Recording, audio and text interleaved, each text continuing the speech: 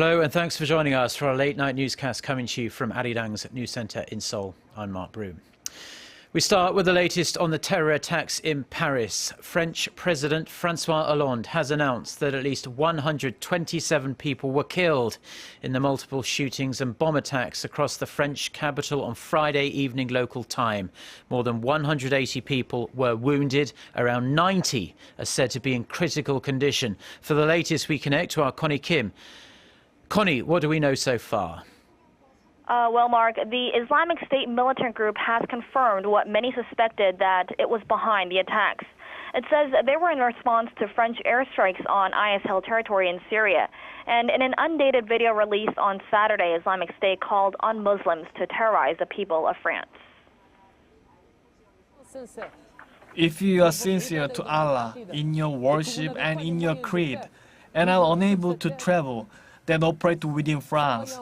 Terrorize them and do not allow them to sleep due to fear and horror. Shortly before that video emerged, French President Francois Hollande said the Islamic State's actions were an act of war. Fellow citizens, what happened yesterday in Paris was an act of war. It's an act of war which was prepared, organized and planned from outside, with the help from the inside, which the inquiry will help shed light on.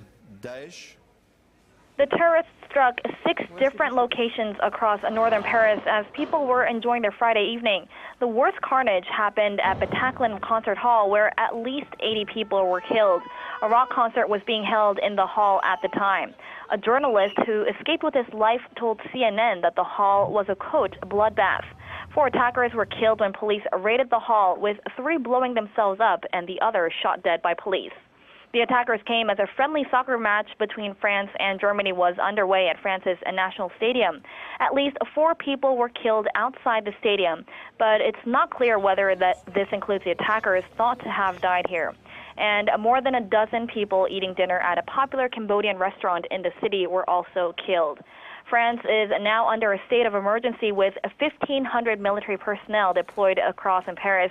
The Paris Metro Railway is closed. Schools, universities, and municipal buildings have also been ordered to stay shut. Francois Hollande also declared 3 days of national mourning on Saturday. And Connie, the world has been sending messages of support to France. The condemnation of the terrorist actions has also been universal. What messages have international leaders been conveying? Yes, Mark, there has been an outpouring of grief, but also determination to fight the scourge of international terrorism. German Chancellor Angela Merkel expressed her country's solidarity with France. Above all today, I would like to say one thing to them and to the French people as a whole. We, your German friends, feel so close to you. We are crying with you. We will join you in the fight against those who did something so unfathomable to you. U.S. President Barack Obama called the attack an outrageous attempt to terrorize civilians and pledged to support France. We're going to do whatever it takes to work with the French people and with nations around the world to bring these terrorists to justice and to go after any terrorist networks that go after our people. Dozens more international leaders, including the prime ministers of Britain and Australia, have pledged even greater support for global counter-terrorism efforts. And Connie, what's the Korean government's response to these attacks? Well, President Park Geun-hye has joined other international leaders in expressing her deepest condolences to the families of those killed in the attacks. President Park also condemned the perpetrators, calling terrorism a crime against humanity. She vowed to cooperate with the international community and emphasized that terrorism should not be tolerated under any circumstances. Seoul's foreign ministry held an emergency meeting on Saturday to check the security of Korean nationals in France. Ministry officials say no Korean nationals were killed, but they will continue to monitor the developments through the Korean embassy in Paris. And officials operated the hotline with France shortly after the attack, and the Korean embassy in France has put all of its workers on emergency mode. The ministry also sent out text messages to the 9,000 Korean nationals traveling in Paris, urging them to be extra careful. Security checks have also been stepped up at Korea's airports, and Korea's foreign ministry is considering whether to issue a travel warning for France. Also within Korea, local police have increased patrols around French facilities, including the French embassy and French schools, to prevent any possible terrorist attacks inside the country. This has been Connie Kim reporting. Back to you.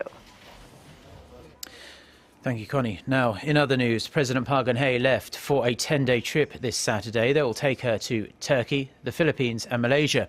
The Korean leader will be attending a string of multilateral summits where she's expected to meet with her counterparts from major countries. Hwang Sang-hee reports.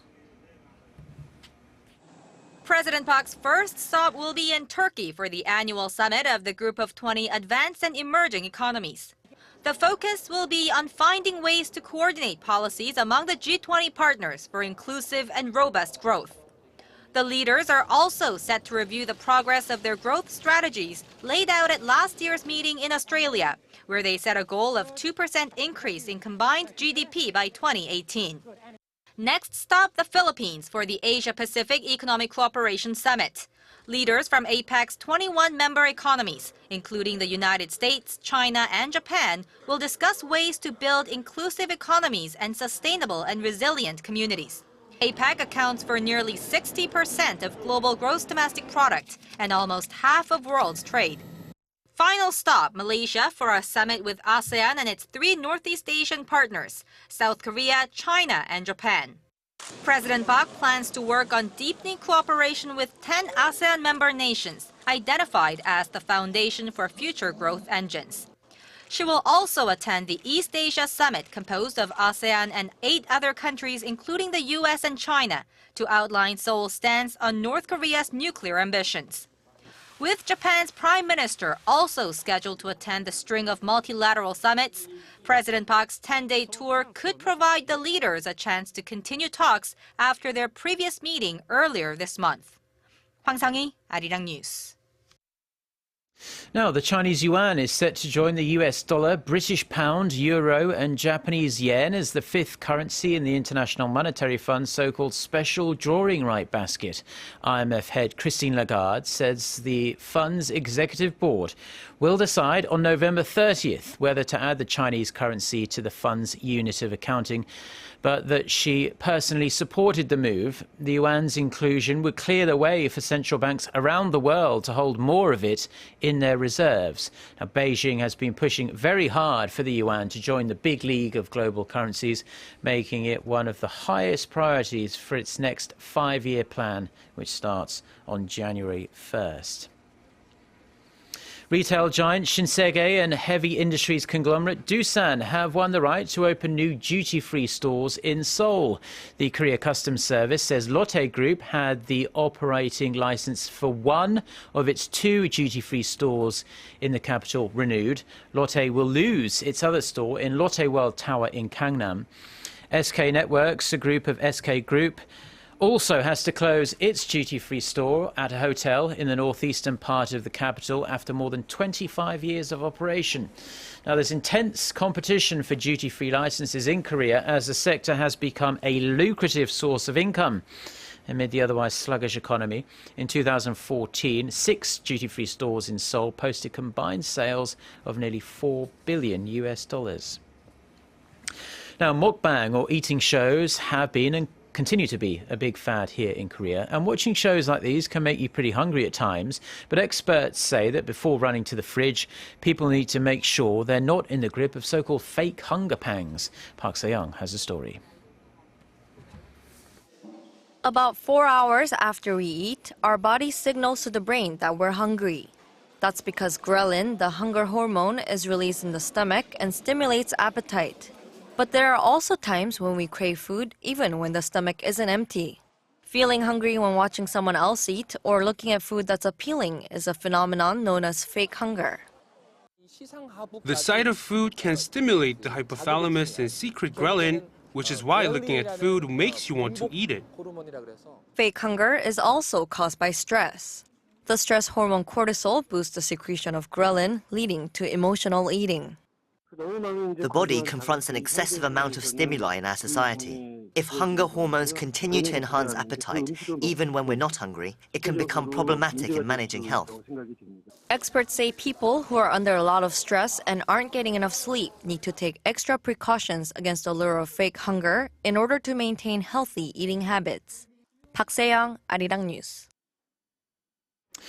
Now, a band of smog from China is forecast to start affecting the Korean peninsula from Sunday. Large parts of northeast China have been blanketed with acrid smog for the past week or so. Levels of PM 2.5, those airborne particles less than 2.5 micrometers in diameter and considered the most harmful to health, have reached nearly 300 micrograms per cubic meter in Beijing. Very high indeed. That's 12 times higher than the World Health Organization's recommended maximum of 25 micrograms.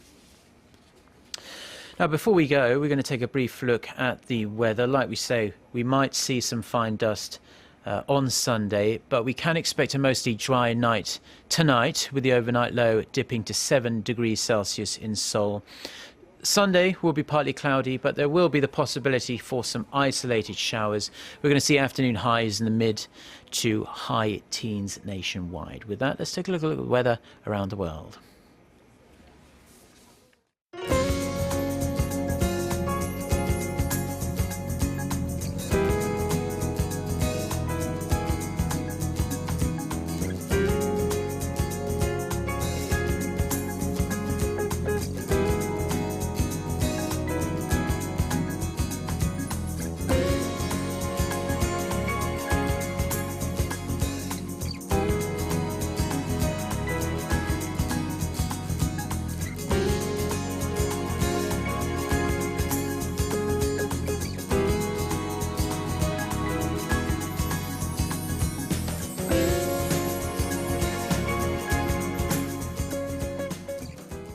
Well, those are the stories we have for you at this hour. For more of the latest, don't forget to check out our website, arirang.com/news. Do enjoy the rest of your weekend. Goodbye.